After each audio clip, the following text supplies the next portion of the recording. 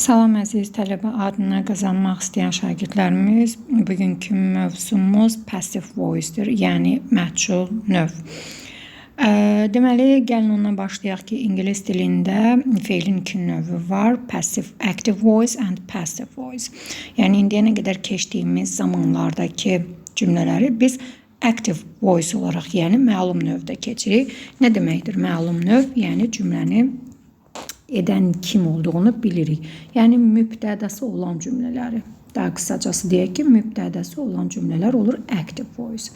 Passive voice isə mübtədəsi olmayan cümlələrdir. Yəni hərəkəti icra eləyənin kim olduğunu bilmirik. Kimsə tərəfindən icra olunduğu şəkildə cümlələri quracağıq. Bunun üçün bizə lazım olan, yəni belə deyək ki, konkret olaraq passive voice-un quruluşu var. To be plus participle to or verb 3. Yəni to be-nin zamana görə formalarını seçib verb 3 əlavə eləyərək düzəldəcəyik. Əsas burada lazım olan nədir? Cümlədən mübtədanı atırıq. Yerinə tamamlığı gətirib qoyuruq və cümləmizin zamanına uyğun olaraq to be-nin formasını seçib verb 3 şəklində istifadə edəcəyik. Bura qədər ümid edirəm ki, aydındır. İlk olaraq nə edəcəyik? Tamamlığı atırıq. Daha doğrusu mübtədanı atırıq. Tamamlıq bilirik ki, kimi, nəyi sualına cavab verir və əsasən feildən sonra gəlir. Gəlin burada bir bu ağ vərəqdə deməli cümlə quruluşumuz nə cür gedir? Subject plus verb plus object nədir? Mübtəda, xəbər və tamamlıq. Biz passive voice-u qurarkən subject-i atıb, object-i subject-in yerinə gətirib, yəni object plus to be dediyimiz, yəni to be-nin zamana görə və obyektə görə düzgün seçib və verb 3-də istifadə eləyəcəyik. Hər bir zamanın özünün forması var. Yəni biz to be-nin indiki zaman formasını bilirik. Am, is, are. Keçmiş zamanda was, were. Gələcək zamanda shall be, will be şəklində istifadə olunur. Bura qədər ümid eləyirəm, aydındır.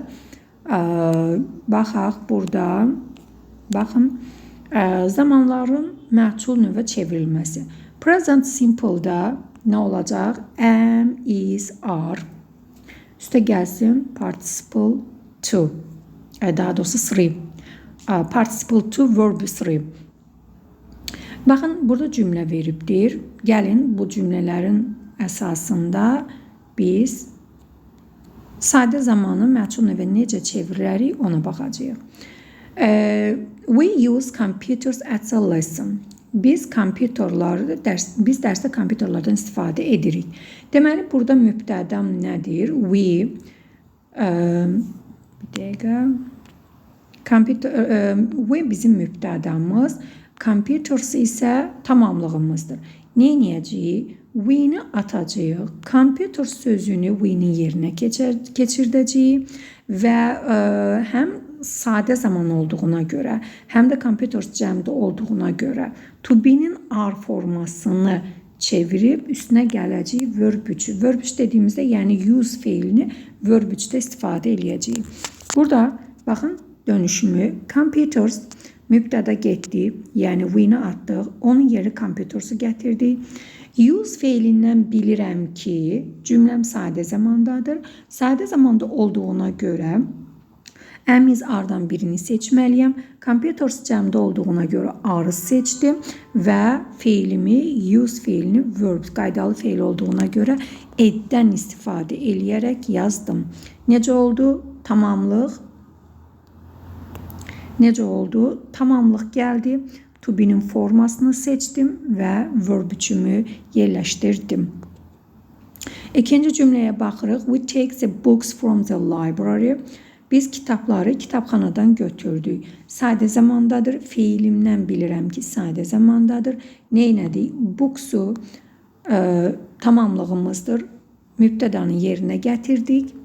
Sonra cəmdə olduğuna görə to be'nin formasını, are formasını seçdik. To take fiilinin üçüncü forması ise taken oldu. To be taken, yani are taken şeklinde istifade edirik. Keçmiş zamanda to be'nin was, were, yani her zamanın özünün düzəlmə qaydası var. Deməli, ümumi olaraq bir daha təkrarlayıram. Məhcul növ nə cür düzəldi? To be üstə gəlinsin verb 3. To be'dən qabaq isə object, yəni tamamlıq üstə gəlinsin to be, sonra verb 3'ü gətirəcəyik. Və bu to be'nin gəlin baxaq görək hansı zamanda nə cür işlənir. Deməli present simple'da artıq biz aşağı siniflərdən öyrənir ki, present simple'ın to be present simple'da am, is, are'dır. Past simple'da was, were'dür. Future simple'da shall be, will be şəklində olacaq. Baxın nümunələrdə. We shall use computers at the lesson. Çevirəndə computers will be used at the lesson. Shall be, will be üstə gəldi verb 3'ü. Yəni used fiilini burada verb 3 şəklində istifadə etdi. Present perfect'də have been, has been, past perfect'də isə had been verb 3 şəklində olacaq. Gəlin buradakı nümunəni daha geniş şəkildə izah eləyəm. Baxın, we have used computers at the lesson. Cümləmdə have used ya da has used, have, has verb 3 varsa, digər tərəfdə də bu daha rahatdır tapmaq. Burada artıq mən have been mütləq şəkildə binləri axtarmalıyam və bin özündən sonra mütləq şəkildə verb 3'ü gətirməlidir. Bəzən testlərdə çaşdırmaq üçün have been, has been verilir. Have been, has been ya da had been özündən sonra verb 3'ü gətirməzsə, bu məhcul növ hesab olunmur. Bunu mütləq şəkildə diqqətə alın. Past perfect'də had been verb 3 oldu. Present continuous'da isə present continuous'da, yəni davam edicilərdə istəyir indiki davam edici, istəyir keçmiş. İndiki davam edici bilirik də am, is, are verbinglə, keçmiş davam edici was, were verbinglə düzəlir. Biz burada bunu məhcul növə çevirməyimiz üçün bu bingləri bing formasında, yəni belə deyək də ing-ni göstərməyim. Çünki bilirik ki, davam edicidə fiilin sonuna ing artırıram. Burada isə fiilim verb 3'də olmalıdır. Bəs davam ediciliyi göstərmək üçün mən ing şəkilçimi harda verməliyəm? Bunun üçün to be'dən sonra being formasında qoyacağıq. İstər indiki, istər də keçmiş davam edici zamanda am being, is being, are being, was being, were being və verb 3 şəklində istifadə edəcəyik burada.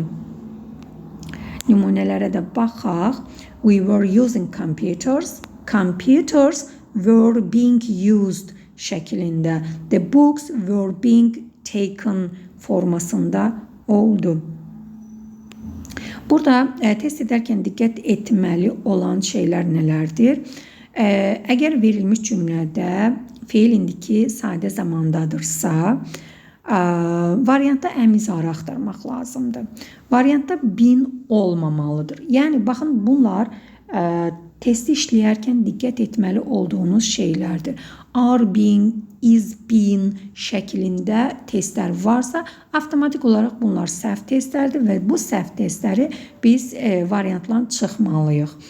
Sonra burada deyir ki, variant və verilmiş cümlə eyni sözlə başlamamalıdır. Yəni, məsəl üçün deyir ki, the teachers deyirsə, artıq mən variantlarda, belə deyək də, cümləm the teacher-ın başlayırsa, artıq mən variantlarda the teacher-ın olan variantları çıxacam.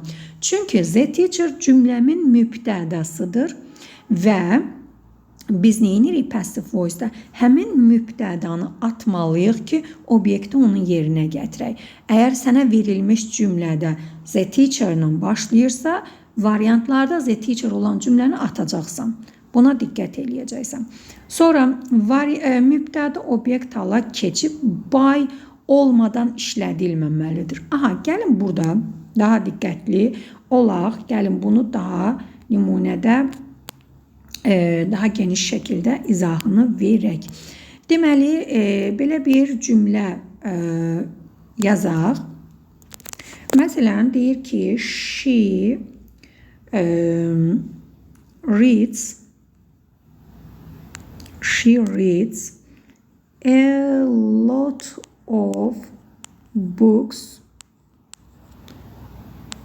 every day. Every day sözü yerləşmədi, eyb yoxdur, yazmırıq. Bizə deyir ki, bu cümləni çeviririk passive voice-a.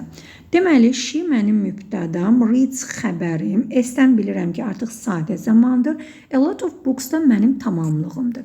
İndi biz bunu çevirən zaman tamamlığı, yəni she-ni atdım. A lot of books-u cümləmin, baxın burada a lot of books tamamlığı gətirdim mübtədanın yerinə. Əgər variantlar verərsə, she ilə başlayan variantları çıxacaq. Çünki she burada mənim mübtədamdır. Passive voice çevirdiyim zaman mübtədanı atıram. Ona görə she ilə başlayan hər hansı bir variant olarsa, biz onları çıxacaq. Neyəcəyik? A lot of books artıq sadə zaman və books cəmdə olduğuna görə arı seçdim. Read'in üçüncü forması read olacaq. Bilirik ki, yazılış qalır, amma oxunuş dəyişir. A lot of books are read. Çoxlu kitablar oxunur.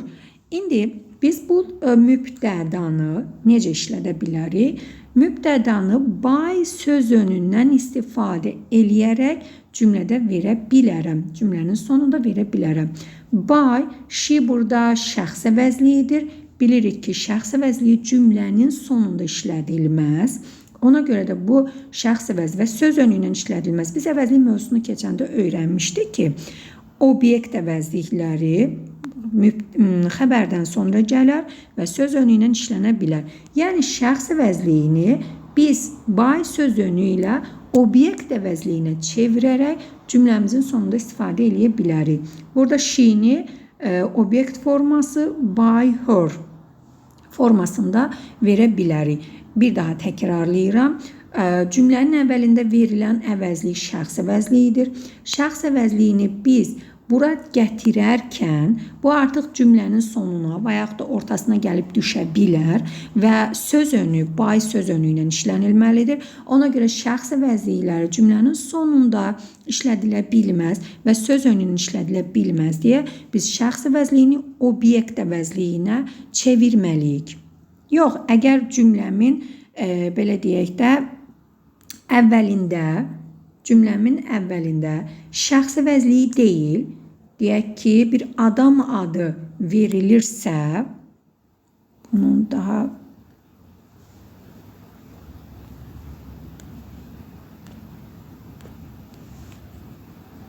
şəxs əvəzliyi deyil, adam adı verilirsə, o zaman biz adam adını eyni ilə bura köçürdə bilərik. Məsələn, deyirəm ki, Amy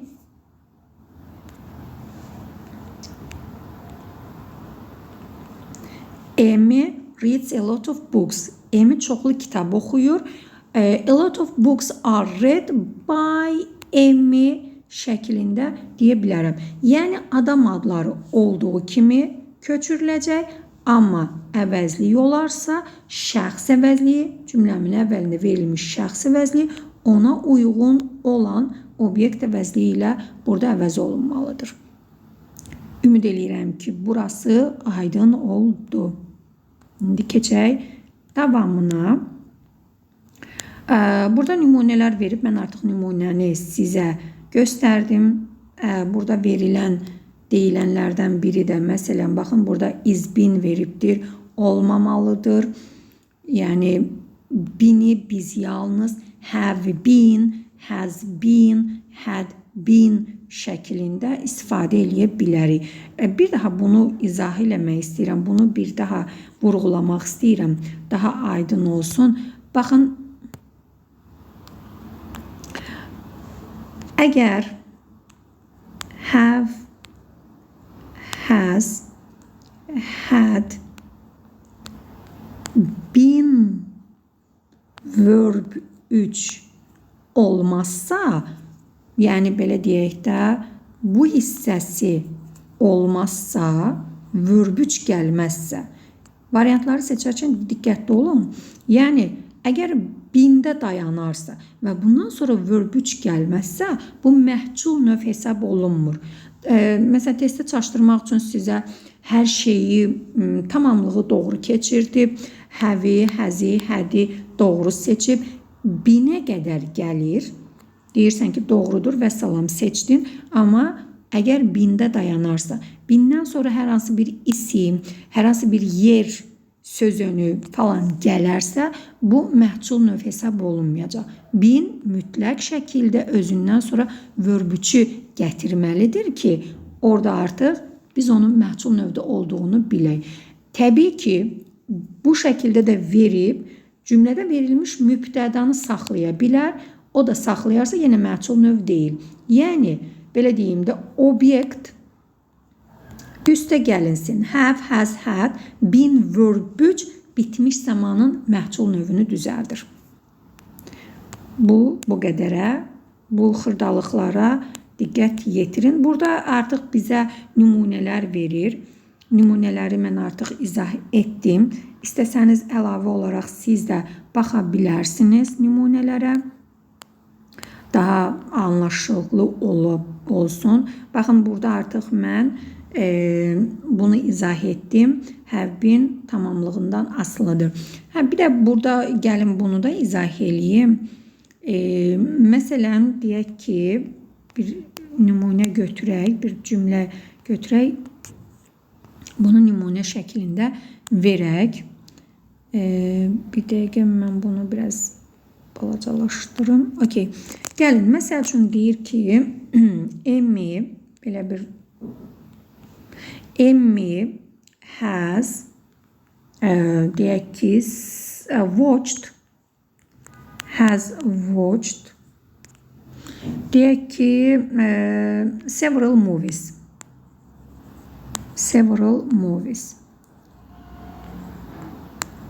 Emmy bir neçə filmə baxmışdı.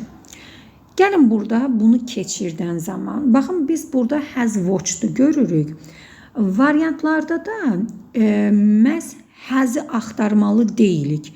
Nəyə görə? Buradakı has bu Emmy'yə görə seçilib, amma biz Emmy'ni atıb several movies bunu cümləmizin mübtədasının yerinə gətirib qoyanda several movies. Burada artıq movie cəmdə olduğuna görə mən bura has deyil də have-i gətirmiş olacağım.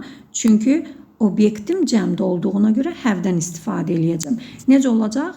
Have been watched şəklində cümləm olacaq. Yəni burada has-i görüb, variantlarda da has axtarmayaq. Ola bilər, yəni has-dən də davam eləyə bilərik. Bu nəyə baxır? Bu tamamlığın təkinə, cəminə baxır. Əgər tamamlığım cəmdədirsə, mən orada artıq has deyil, have istifadə edəcəm.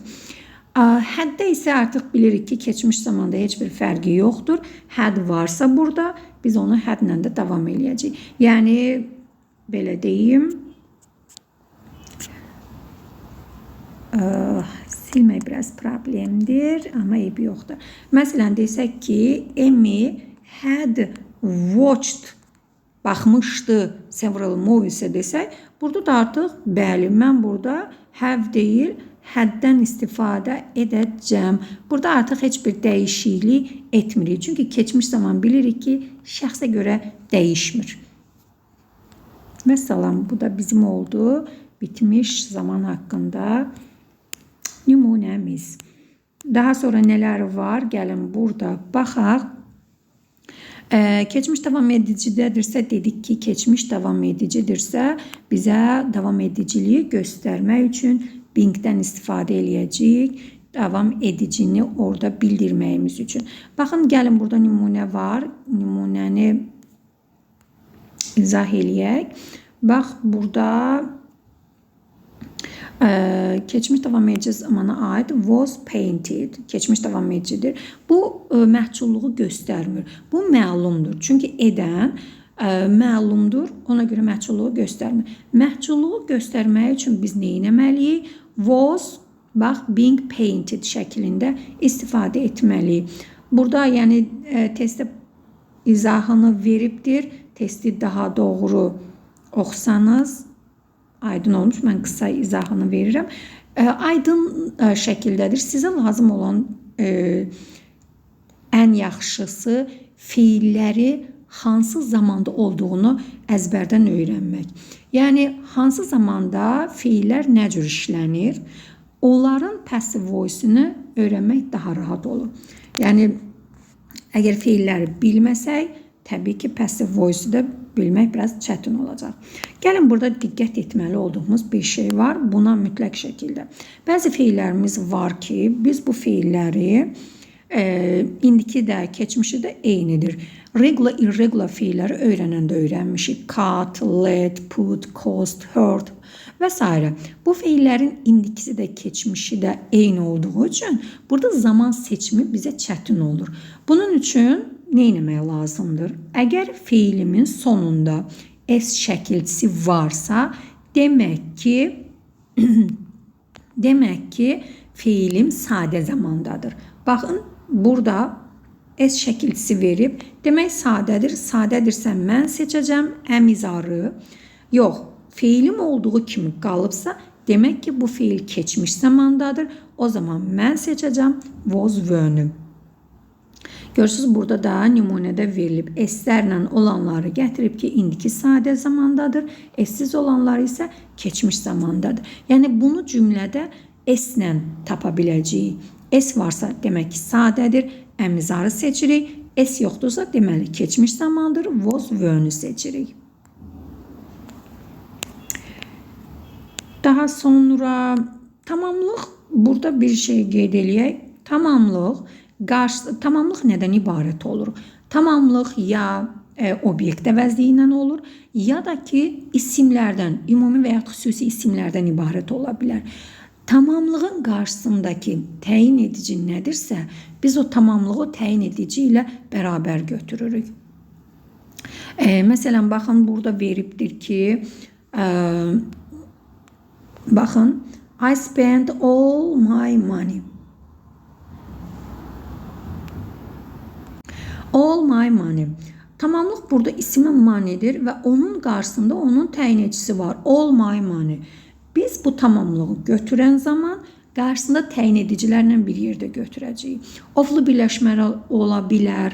Məsələn, a glass of water, 2 glasses of, deyək ki, dark coffee və s. Yəni, qarşısındakı tamamlığın qarşısındakı təyin edici nədirsə, hamısını bir yerdə götürəcəyik.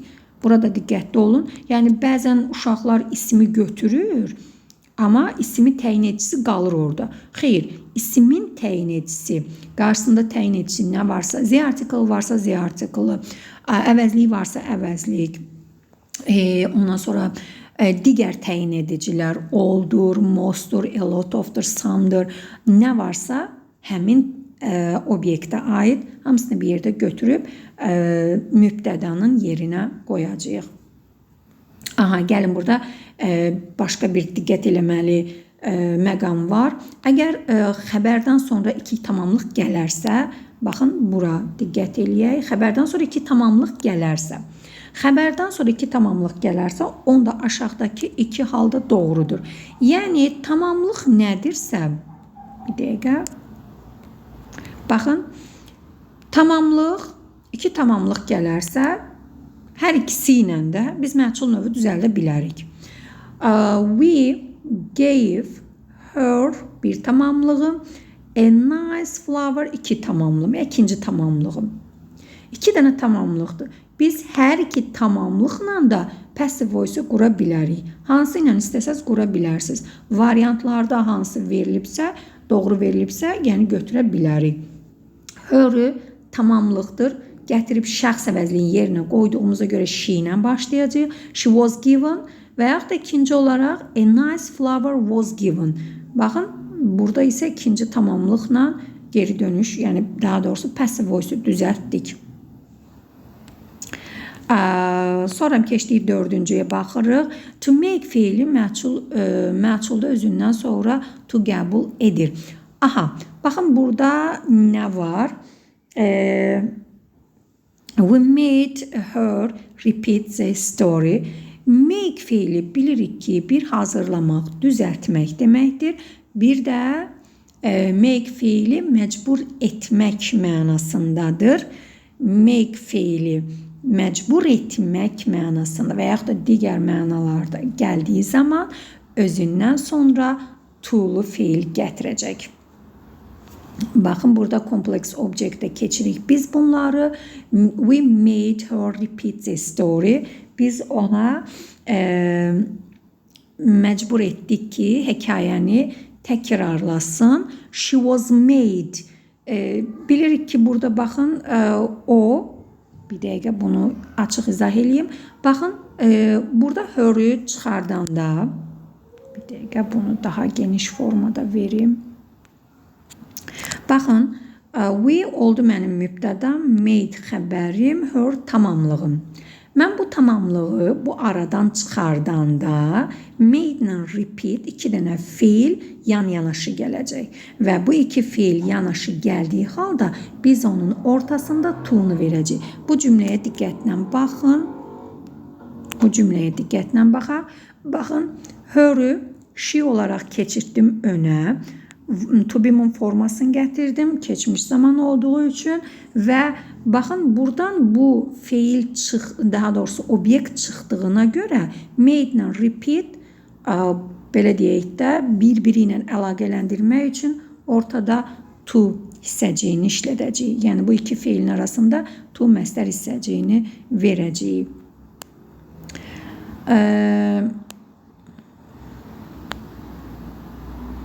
Baxın, 5-ciyə də diqqət gətirin. Əgər məlum növdə tamamlığın qarşısında söz özü işlənibsə, həmin cümləni məchul növə çevirərkən söz özünü əsas fiildən sonra işlənir. Yəni, nə demək istəyir? We sent for the doctor. The doctor was sent for. Yəni, burada, belə deyək də, for nəyə aiddir? Sent sözünə və was sent for. Burada da, yəni, ona aiddir deyinə, ondan sonra işlədəcəyik. Sonra nələr var? Cümləni məchul növə çevirərkən zamanların dəyişilməsin, o vurğunu düzgün vuraq. Yəni, belə deyək də, uşaqlar, əgər bir cümlə sadə zamandadırsa, məchul növə çevirəndə biz zaman dəyişimi etmirik. Sadəcə olaraq, əvvəlcə məlum növdə edən bəlli idi. Məchul növə çevirərkən edən bəlli olmur. Zaman yerində durur. Məsələn, deyirəm ki, mən tapşırıqları etdim. Bu keçmiş zamandadır, etdim. Bir də deyirəm ki, tapşırıqlar edildi. Yəni, tapşırıqların edilməsi zaman dəyişimi etmir. Sadəcə olaraq edəndən məlum və məhçul növdə. Yəni, bir cümlədə mübtədə məlumdur, digər cümlədə məhçuldur. Burada zaman dəyişimi olmur.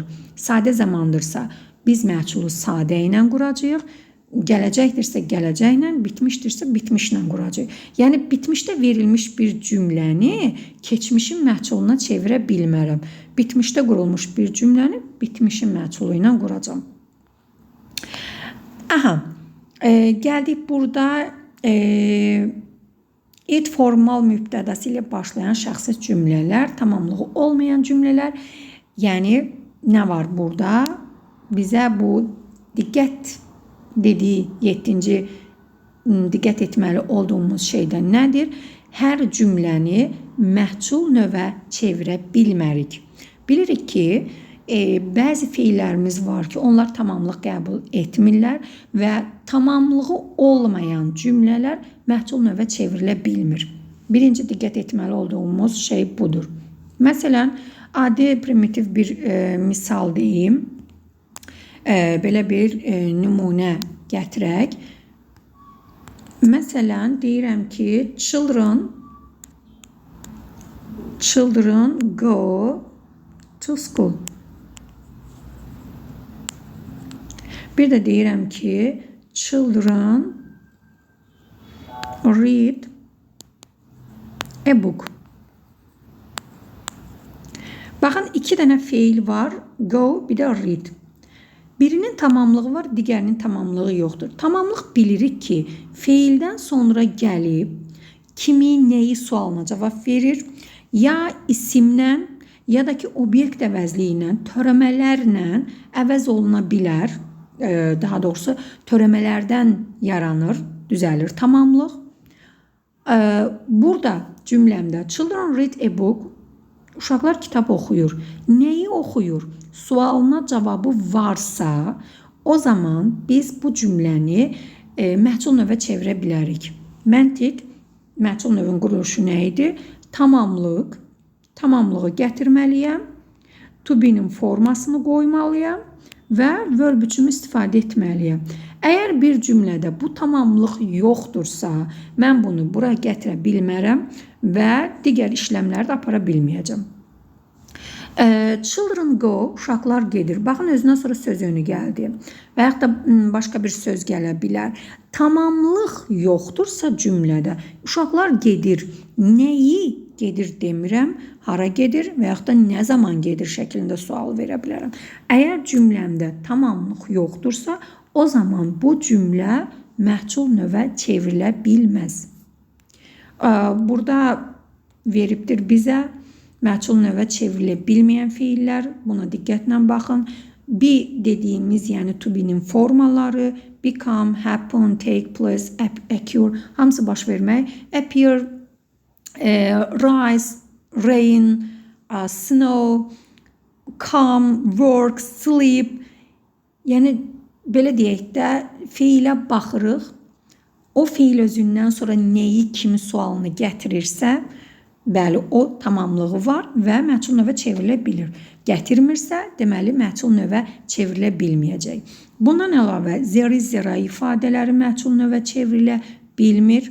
Buna diqqətlə diqqət eləyirik və bilmirəm, burada kitabda qeyd edilməyib, amma mən dediklərimi siz mütləq şəkildə qeyd eləyin.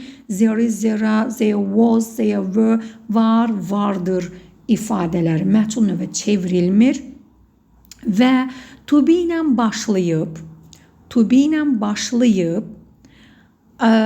sifətlə bitən, to be ilə başlayıb, mine, yours, his, hers, its, ours, yours, theirs əvəzlikləri ilə bitən cümlələr məhsul növdə olmayan cümlələrdir.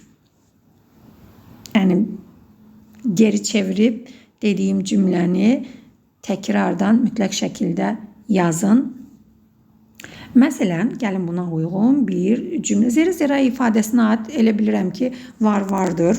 Məsələn, deyirəm ki, Zera books on the table cümlələr verilir. Bunlar aydındır. Yəni, there is, Zera, there was, there were. Bunlar yəni çox da çətin deyil seçmək. Amma to be ilə başlayıb deyirəm ki, is, deyək ki, your book, bir dəqiqə, nə cür cümlə verim, is your, deyək ki, is your broken cup, deyək ki, expensive. Baxın, to be ilə başladı, sual cümləsidir, sifətlə bitdi. Vəssalam. Burada baxın brokonu verdim. Çünki verb 3-dür də. To be verb 3 gəlir axı burada. Bununla bunu əlaqələndirib uşaqlar neynirlər? Məhsul növdə olduğunu düşünürlər. Amma nədir? To be ilə başlayıb sifətlə bitən cümlələr məhsul növdə olmur. Məhsul növdə olmur. Və yaxud da deyirəm ki, baxın burada başqa bir cümlə yazım. Bunu başqa formada dəyişim. Was this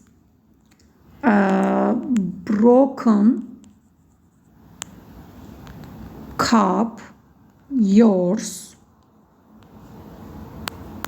Baxın burada. Was this broken cup yours? Nə oldu? To be ilə başladı. Əvəzliyin müstəqil forması ilə bitdi. Absolute formdan bitir. Belə cümlələr məhsul növ deyil. Yəni burada broken, yəni sual forması olduğuna görə uşaqlar bəzən düşünürlər ki, bu məhsul növdür. Xeyr, məhsul növ deyil. Qısacası to be ilə başlayıb sifətlə bitənlər və yaxud da əvəzliyin bu müstəqil forması ilə bitən cümlələrimiz məhsul növdə olmur. Bura qədər ümid edirəm aydın oldu.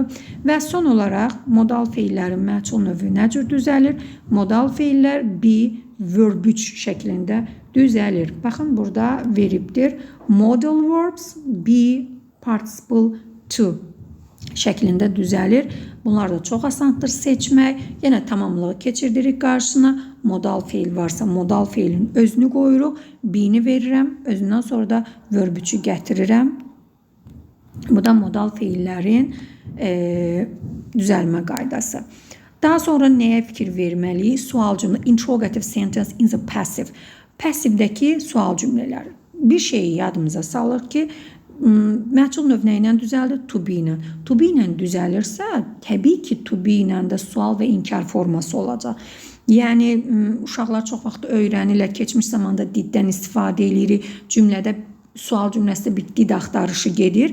Xeyr, passive voice-da sual cümlələrində və yaxud da inkar cümlədə də do, does, diddən qəti şəkildə istifadə etməyəcək. Onun yerinə əmizar, was were, yəni ən çox da sadə zamanda uşaqları çaşdırır, istifadə etməyəcək. Do, does, didin yerinə am, is, are, was were-dən istifadə etmiş olacaq. Nümunələrə də baxa bilərsiniz. Sonra baxırıq burada digərləri, bunlar artıq yəni qaydaları test üzərində nümunə olaraq gətiribdir. Bunlara diqqətlə baxın. Baxın, did, was deyə did yoxdur, səhvdir. Is veribsə, when is the good news got? When did he get the good? Artıq burada neynədir? Yəni didi atdı, didin yerinə. Gəlin bunu izah eləyim. Baxın, when did he get the good news? Bu when, yəni xüsusi sual forması yerində durur. Diqqətlə fikir verirsinizsə, bu yerində durur. Buna toxunmuruq. Neynirik? Didi atırıq. Neyniyəcəyik burada? The good news mənim bu tamamlığımı mübtədanı atıram. Tamamlığıma uyğun olaraq to be-nin formasını seçirəm. Bu keçmiş zaman olduğuna görə was olacaq. Sonra good news-u, yəni neyniyəcəm? Belə bunları atırıq. Gətirir when was good news got. Nə vaxtda deyir? Xəbər. Baxın burada bunun daha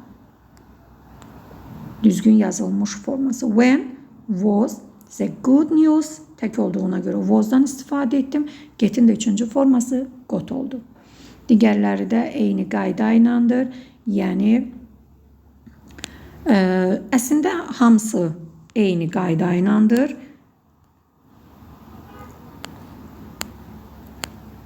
Baxın burada zeri zira ifadələr to be ilə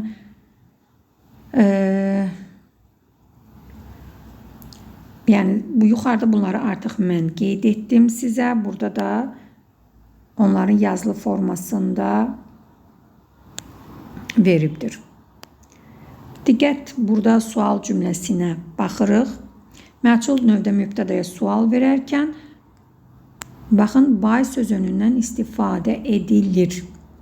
Yəni, burada da sual cümləmiz nə olacaq? Ya, who, by şəklində ya da by whom şəklində. Baxın, cümlə verib. Who cleaned the rooms? Otağı kim təmizlədi? Otaq kim tərəfindən təmizləndi? İki formada işlədə bilərəm. Who-nu əvvələ verib, verb-ni gətirdim, rooms cəmdə olduğuna görə verb üçümü gətirdim, by sözünü cümlənin sonunda verdim. Və yaxud da by whom-u cümlənin əvvəlində verib, yenə to be-mi gətirdim, tamamlığımı və verb üçümü işlətdim. Bu da mübtədəyə sual verərkən qurduğumuz sual cümləsi. Digər sual cümlələri isə necə var? Yəni to be ilə cümləm olduğuna görə sual cümləsində to be keçəcək tamamlığın qarşısına mübtədə atılacaq. To be keçəcək tamamlığın qarşısına, belə deyək də to be tamamlıq və to be obyekt və verb 3 gələcək. Nə edirdik? Həmişə to be-ni mübtədənin qarşısına keçirdirdik. Mübtədəni atdığımıza görə obyektin qarşısına to be-ni keçirdəcəyik və verb 3-ümüz də öz yerində qalacaq. Vəssalam. Yəni, burada isə bunların, belə deyək də, sxemlərini verib. Ümid edirəm ki, passive voice haqqında hər şey aydın oldu. Qısa bir də üstündən keçmək istəyirəm. Deməli, passive voice məchul növ deməkdir. Məchul növ, yəni mübtədəsi olmayan cümlələrdir. Edən şəxsin bilinməyən, yəni kim etdi, bilinmir, məchul növ odur. Düzəlmə forması to be ilə düzəlir, to be verb 3 ilə düzəlir. Hər zamana görə to be-nin özünün zaman formasını gətirirəm. İndiki zamanda əmizar, keçmişdə was və gələcəkdə shall be, will be, bitmişdə have been, has been, had been verb 3 şəklində düzəldəcəyik. Davam edicilərdə am, is, are, was və being verb 3 şəklində düzəldəcək. Və tamamlığı olmayan cümlələr, zeri, zera ifadələri, zeya, was, zeya, və ifadələri məchul növə çevrilə bilmir.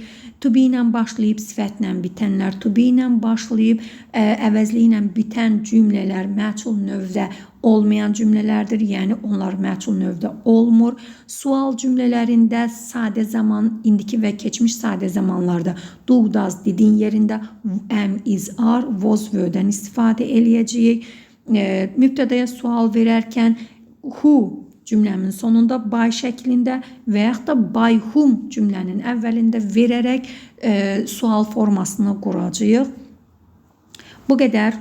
Nəyi başa düşməsəz mütləq şəkildə yorum bölməsində verə bilərsiniz.